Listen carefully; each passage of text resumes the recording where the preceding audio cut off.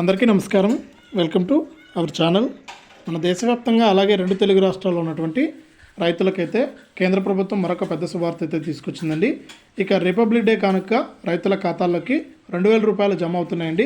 ఒకసారి మీరు అందరూ కూడా చెక్ చేసుకోమని కూడా కేంద్ర ప్రభుత్వం అయితే సూచించింది.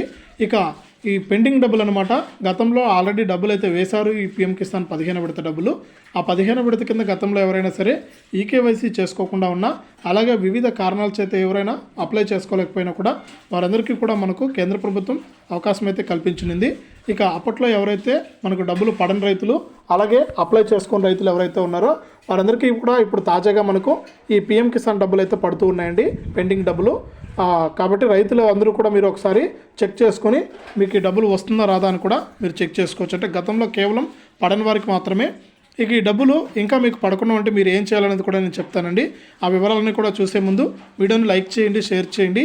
ఇలాంటి మరెన్నో వీడియోల కోసం ఇప్పుడే మన ఛానల్ని సబ్స్క్రైబ్ చేసుకుని పక్కన వచ్చే గంట పైన కూడా నొక్కి మళ్ళీ వచ్చే ఆలనే గంట పైన కూడా నొక్కండి. ఇక వివరాల్లోకి వెళ్తే మన దేశవ్యాప్తంగా అలాగే రెండు తెలుగు రాష్ట్రాల వ్యాప్తంగా ఎవరైతే అర్హత ఉండి గతంలో పీఎం కిసాన్ కానీ పీఎం ఫసల్ బీమా యోజన కానీ ఇలా కొన్ని పథకాలు ఉన్నాయన్నమాట కేంద్ర ప్రభుత్వానికి సంబంధించి.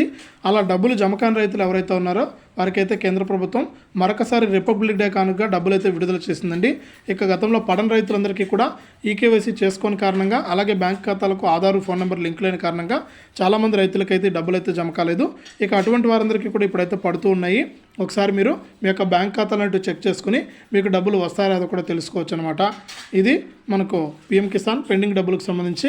ఇక 16వ విడతకు కూడా గ్రీన్ సిగ్నల్ అయితే ఇచ్చింది కేంద్ర ప్రభుత్వం.